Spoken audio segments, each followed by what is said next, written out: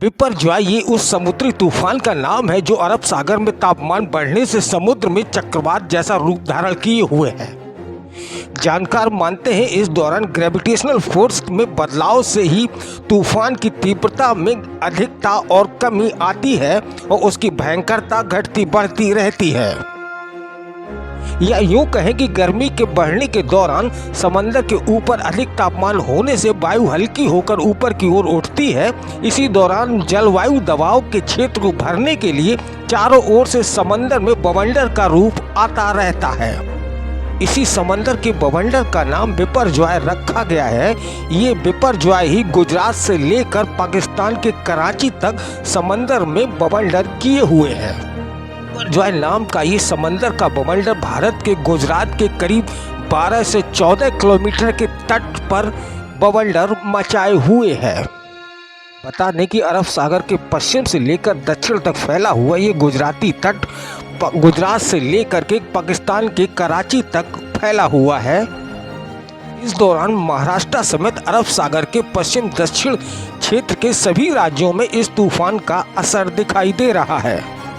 इस दौरान बिपरजॉय नाम के समुद्री तूफान की गति 20 किलोमीटर से लेकर कभी 50, कभी 70 और कभी 110 किलोमीटर तक चल रही हैं।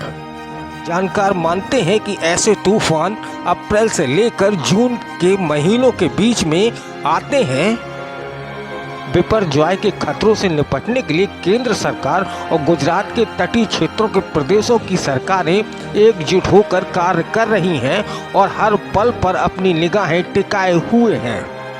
पर्यावरण के जानकार मानते हैं कि बिपरजॉय जैसे समुद्री तूफानों के आने के पीछे के कारण ग्लोबल वार्मिंग है। हाल फिलहाल बिपरजॉय नाम का ये समुद्री तूफान अरब सागर के पश्चिम दक्षिण क्षेत्रों में तूफान बवंडर मचाए हुए है।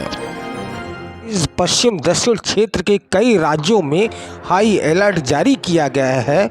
वहीं नुकसान के भी खबरें सामने आ रही हैं। भारत सरकार की ओर से भी अपने अंतरिक्ष सैटेलाइट सिस्टमों को भी अलर्ट किया गया है और तूफान के होने वाले नुकसानों के बारे में भी जानकारी जुटाई जा रही है। बताया गया है आज की रात इस तूफान की सबसे अधिक तीव्रता भयंकरता वाली रात होगी।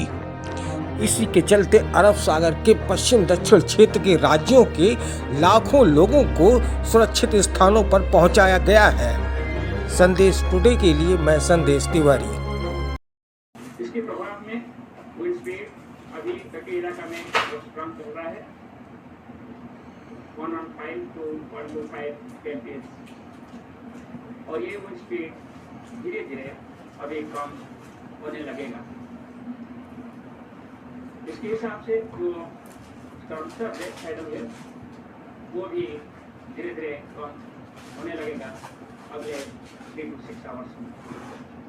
हेवी रेनफॉल जारी रहेगा। Heavy to extreme heavy rainfall activity Maharashtra का तटीय इलाका में जारी है और इंटीरियर इलाका में भी बारिश शुरू हो रहा है। 15 तारीख को बारिश जारी रहेगा। 16 तारीख को भी बारिश होगा। सूरज थोड़ी सी कम होगा मगर heavy to extreme heavy rainfall activity Maharashtra में 16 तारीख को हो सकता है। इसके साथ साथ साउथ राजस्थान में 16 तारीख और 17 तारीख को भी isolated heavy to extreme heavy rainfall